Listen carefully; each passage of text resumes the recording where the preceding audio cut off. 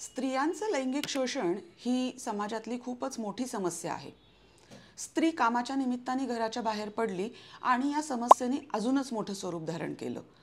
स्त्रीला घरातही लैंगिक शोषणाला सामोरं जावं लागतं, पण कामासाठी म्हणून घराच्या बाहेर पडल्यानंतर ह्या लैंगिक शोषणाच्या ज्या काही समस्या आहेत त्याच्यामध्ये खूपच जास्ती प्रमाणात वाढ झालेली आपल्याला दिसते. आणि मग त्याच्यासाठी म्हणून स्त्रियांचं संरक्षण करण्यासाठी म्हणून आपल्याकडे कायदा आणला, तो म्हणजे स्त्रियांचे लैंगिक शोषणापासून संरक्षण कायदा 2013, protection of women from sexual harassment act 2013, की ज्याला कंपनीच्या भाषेमध्ये, कंपनींच्या टर्मिनॉलॉजीमध्ये पॉश असं म्हणून ओळखलं जातं. हा कायदा आला कसा हे आपण आधी थोडंसं जाणून घेऊया. भौरी देवी नावाची एक अंगणवाडी सेविका होती. तशी काही फार मोठी शिकलेली किंवा फार मोठी पोच असलेली, श्रीमंत वगैरे बिलकुल नव्हती. परंतु तिनं एक चाइल्ड मॅरेज म्हणजे बालविवाह रोखण्याचा प्रयत्न केला आणि त्या घटनेमधनं तिच्यावरती गँगरेप झाला.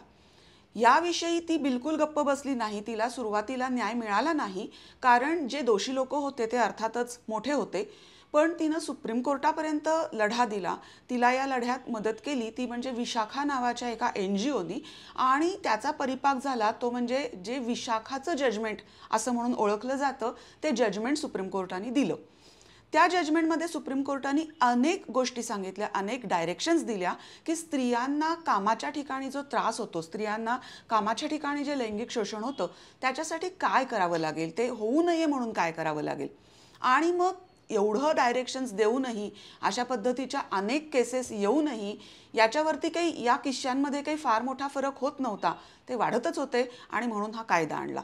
तर आज आपण जाणून घेतोय या कायद्याविषयी. ज्या लोकांच्याकडे 10 पेक्षा जास्ती लोक काम करतायत त्या लोकांच्यासाठी पॉश हा जो काही कायदा आहे, हा जो स्त्रियांचं लैंगिक शोषणापासून संरक्षण हा जो काही कायदा आहे तो खूप महत्त्वाचा आहे.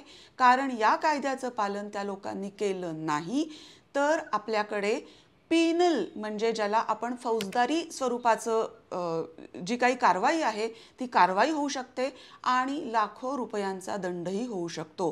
त्यामुळे सावधान. चला तर जाणून घेऊया. कामाच्या ठिकाणी असणारं लैंगिक शोषण याच्याशी रिलेटेड हा विषय असल्यामुळं हे लैंगिक शोषण होऊ नये ही जबाबदारी कोणावरती टाकलेली आहे, तर ही जबाबदारी तो जो मालक आहे, ती जी इन्स्टिट्यूशन आहे त्या इन्स्टिट्यूशनवरती टाकलेली आहे. आणि त्यामुळं ह्या ज्या कायद्यातल्या सगळ्या तरतुदी आहेत त्या सर्व तरतुदी ह्या एखाद्या मालकावरती किंवा एखाद्या फर्मवरती, मग ती पार्टनरशिप फर्म असेल, ती प्रोप्रायटरी फर्म असेल, ती कंपनी असेल, ती LLP असेल, ती एखादी युनिव्हर्सिटी असेल, काहीही असू शकेल, त्याच्यावरती ही बंधनकारक आहे. आता ह्या कायद्याचे जी ऑब्जेक्टिव्ह आहेत, ही जी उद्दिष्ट आहेत ना, त्यातलं सगळ्यात पहिलं उद्दिष्ट असं आहे की लैंगिक शोषणाच्या घटना घडूच नयेत. Prevention is better than cure. आणि त्यामुळे त्या घडूच नयेत याच्यावरती पहिला भर आहे.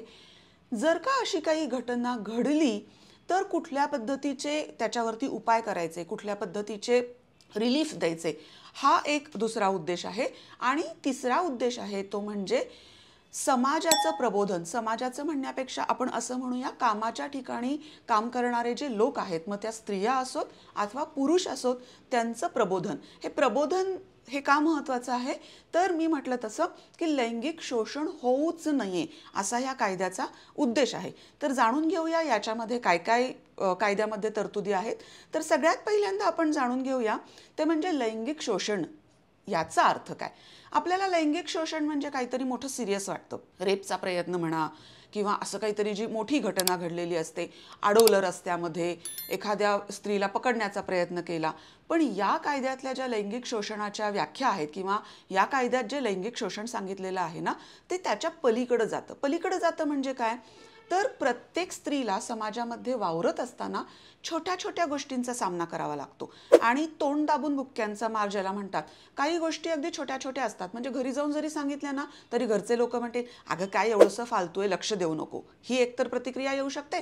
दुसरी प्रतिक्रिया कुठली येऊ शकते, तर तू बाहेर जाणं बंद कर.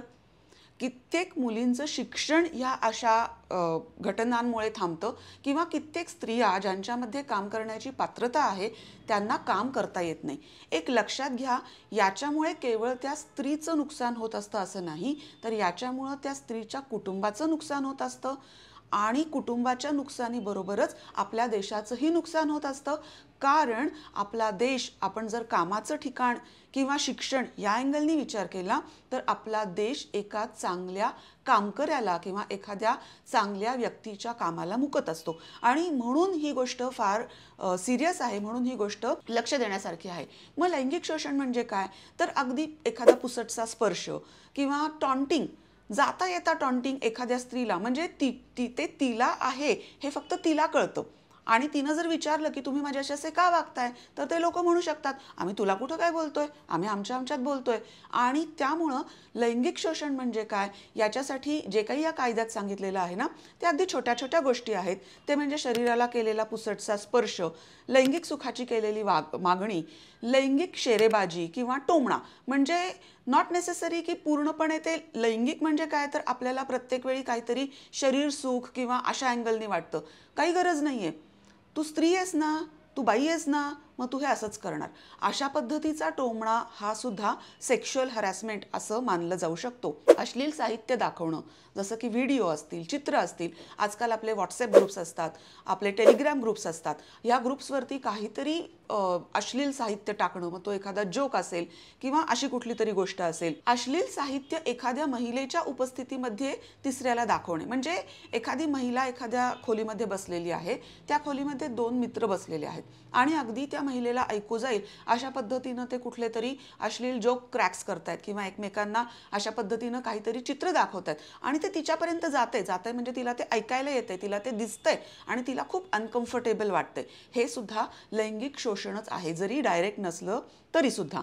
आणि अजून एक महत्त्वाचा, आपण कामाच्या ठिकाणांविषयी बोलतोय त्यामुळे एक खूप महत्त्वाचा मुद्दा म्हणजे लैंगिक सुखाच्या बदल्यात मी तुला बढती देतो, मी तुला पगारवाढ देतो किंवा मला लैंगिक सुख दिलं नाही तर मी तुला बढती देणार नाही किंवा तुला पगारवाढ देणार नाही.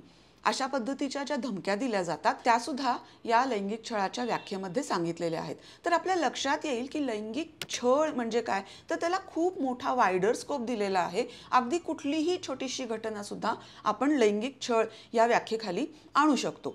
आता मी मगाशी म्हटलं तसं की हा जो कायदा आहे ह्याच्यातल्या ज्या जबाबदाऱ्या आहेत, या जबाबदाऱ्या या मालकाच्या वरती टाकलेल्या आहेत. मालकाच्यावर टाकल्यात म्हणजे काय, तर माझ्या आस्थापनेमध्ये, माझ्या ऑफिसमध्ये, माझ्या फॅक्टरीमध्ये अशा पद्धतीचं कुठल्याही प्रकारे कृत्य होणार नाही, ही काळजी त्या मालकाने घ्यायची. मग हे कृत्य होऊ नये म्हणून काळजी घ्यायची म्हणजे काय, तर मी सुरुवातीला सांगितलं की अवेअरनेस म्हणजे काय, तर खूपदा असं होतं ना की पुरुषांना सुद्धा त्यांची एखादी क्रिया ही लैंगिक छळ होऊ शकते असं कदाचित वाटणार नाही, कारण आपण पुरुषप्रधान संस्कृतीमध्ये जगतोय, वाढतोय. आणि मग खूपदा असं होतं की एखादं वाक्य, एखादा शब्द फॉर दॅट मॅटर इतकं आपल्या तोंडात, आपल्या म्हणण्यापेक्षा काही वेळेला पुरुषांच्या तोंडात बसलेलं असू शकतं की हे लैंगिक टोमणा असू शकतो किंवा ह्या वाक्यामुळं, ह्या शब्दामुळं एखाद्या स्त्रीच्या लैंगिक भावना दुखावल्या जाऊ शकतात असं कधी कधी वाटतही नाही. इतका तो शब्द आपण म्हणूयात ना की कॉमन झालेला असतो त्या व्यक्तीसाठी.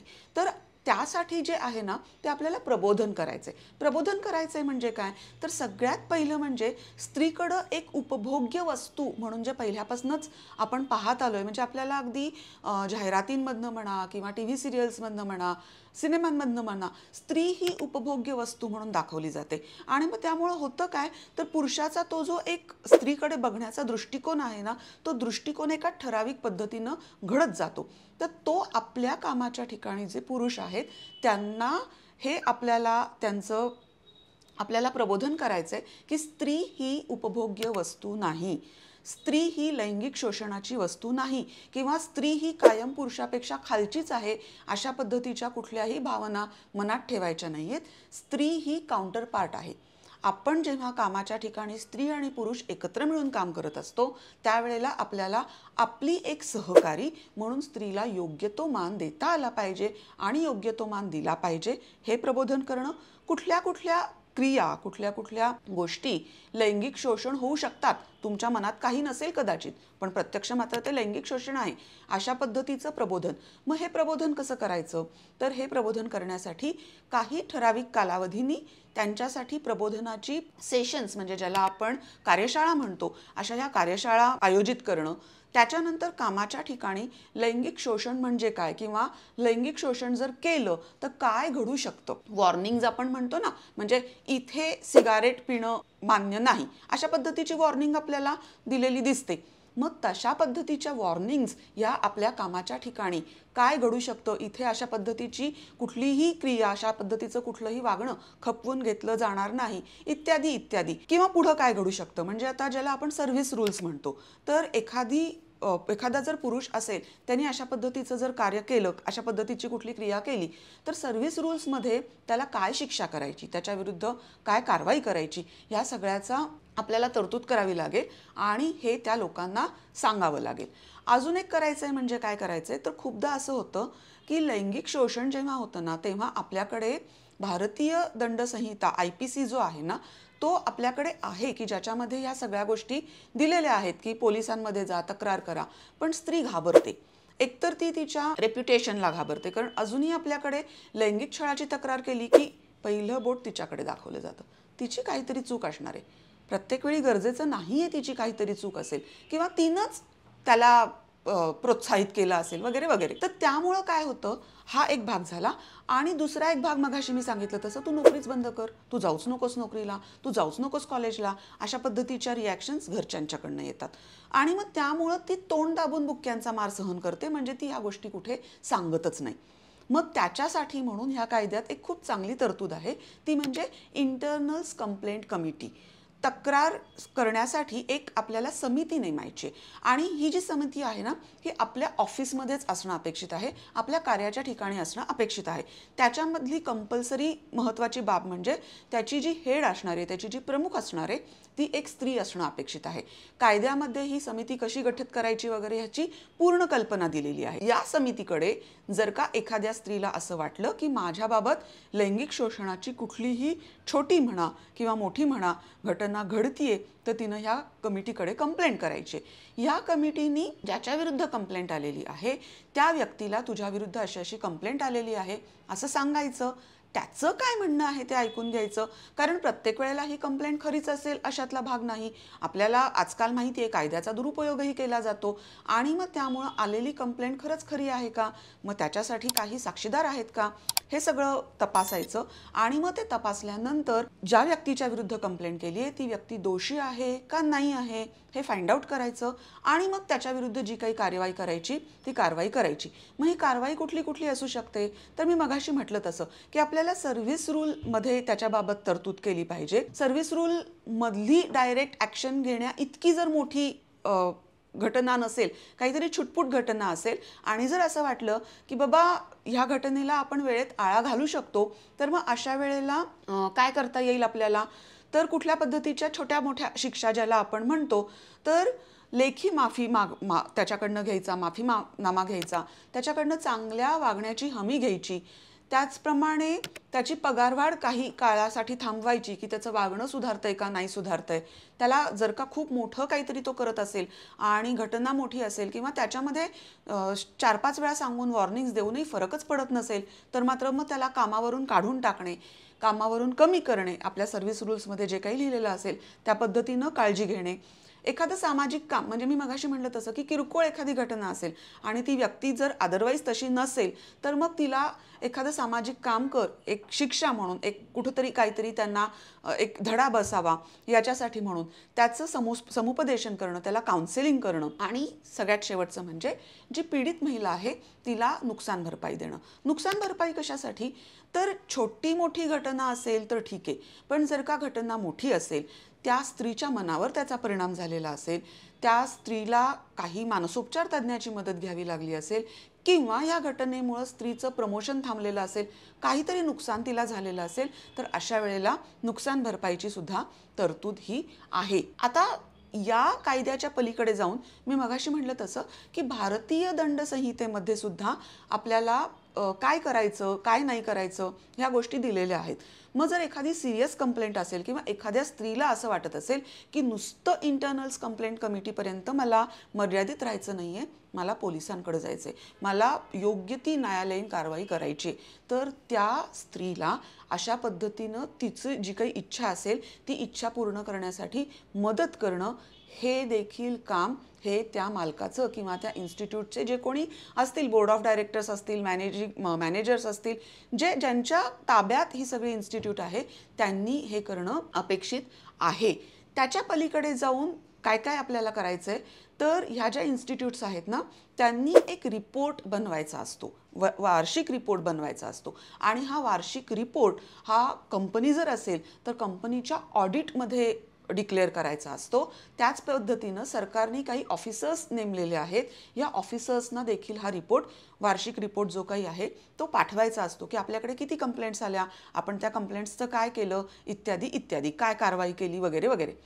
त्याच पद्धतीनं ही जी इंटरनल्स कंप्लेंट्स कमिटी आहे, त्या कमिटीचे जे सभासद आहेत त्यांच्यासाठी सुद्धा ठराविक कालावधीने कार्यशाळा आयोजित करायच्या असतात.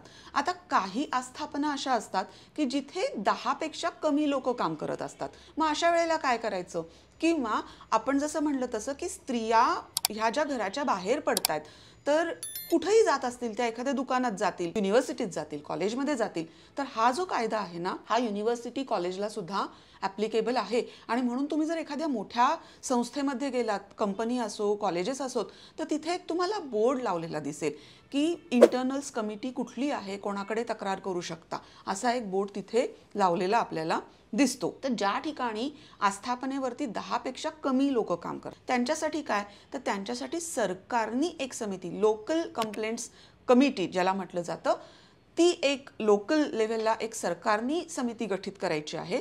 आणि जिथे ज्या आस्थापनांमध्ये अशा पद्धतीची इंटरनल कंप्लेंट्स कमिटी नाही, त्यांच्यासाठी त्या आस्थापनेमध्ये काही घडलं तर ती जी पीडित महिला आहे, ती जी पीडित स्त्री आहे, ती त्या लोकल कंप्लेंट्स कमिटीमध्ये जाऊन तिची तक्रार नोंदवू शकते. आता आपण जेव्हा आस्थापनेमध्ये लैंगिक शोषण होऊ नये असं म्हणतो, त्यावेळेला कामासाठी येणं, टू अँड फ्रो कन्व्हेन्स ज्याला आपण म्हणतो, त्याच्यामध्ये सुद्धा काळजी घेणं गरजेचं आहे. आणि म्हणून जर स्त्रीला रात्रपाळी करावी लागत असेल, जर स्त्रीचे कामाचे वेळा ज्या आहेत त्या ऑड असतील, तर तिला नेण्या आणण्याची जबाबदारी जी आहे, किंवा तिच्यासाठी जर कॅब सर्व्हिसेस उपलब्ध करून दिल्या जात असतील, तर त्या तिथे काही घडणार नाही. नॉट ओन्ली दॅट, तर बरेचदा बाहेर जावं लागतं कामासाठी, किंवा काही कामाच्या निमित्ताने पार्टीज आयोजित केल्या जाऊ शकतात. अशा ठिकाणी सुद्धा कुठल्याही प्रकारचा गुन्हा घडणार नाही, कुठल्याही प्रकारचं लैंगिक शोषण घडणार नाही, ही काळजी ही तिच्या त्या आस्थापनेनी घेणं अपेक्षित आहे. एक लक्षात घ्या, लैंगिक शोषणाला बळी अगदी अशिक्षित स्त्री, मी मगाशी म्हटलं की भौरी देवी ही अंगणवाडी सेविका होती, अशी अशिक्षित स्त्री पासून ते अत्यंत मोठ्या पदावर काम करणाऱ्या एखाद्या खूप मोठ्या करिअर असलेल्या स्त्रीच्या बाबतही घडतं. तशा पद्धतीचे केस लॉज आहेत. या कायद्याच्या बाबत देखील मी एक मोठा विस्तृत व्हिडिओ तयार करणार आहे. तुम्हाला जर अधिक जाणून घ्यायची इच्छा असेल तर तुम्ही त्याच्यामध्ये ह्याच्या सगळ्या अधिकच्या बाबी पण जाणून घेऊ शकता. या व्हिडिओद्वारे मला मुख्यत्वे हे सांगायचं आहे की स्त्रियांनी घाबरून जाण्याचं कारण नाही. कुठल्याही पद्धतीची जर अशी घटना घडत असेल तर त्यांनी त्याच्याविरुद्ध आवाज उठवावा. त्यांनी त्याच्याविरुद्ध आवाज उठवल्यानंतर जर का त्यांना रिलीफ मिळाला नाही, जर का त्यांच्या आस्थापनेने त्याच्याकडे दुर्लक्ष केलं, तर मी अगदी सुरुवातीला सांगितलं त्याप्रमाणे आस्थापनेला दंड होऊ शकतो. अगदी गरज पडली तर त्याच्यामध्ये पिनल प्रोव्हिजन सुद्धा आहेत, दंडात्मक कारवाई केली जाऊ शकते, फौजदारी गुन्हा देखील दाखल होऊ शकतो आणि लाखोंच्या घरामध्ये हा दंड जाऊ शकतो. त्यामुळे आस्थापनांनी पण काळजी घ्या त्यांच्याकडच्या स्त्रियांची, आणि स्त्रियांनी पण लक्षात ठेवा, अशा पद्धतीचा जर काही त्रास होत असेल तर त्याच्याविरुद्ध आवाज उठवा. अशाच पद्धतीचे अजून माहिती हवी असेल तर माझ्या व्हिडिओला जरूर लाईक करा, माझ्या चॅनेलला सबस्क्राईब करा आणि तुमच्या मित्रमंडळींपर्यंत माझ्या या चॅनलची माहिती जरूर पोचवा. धन्यवाद.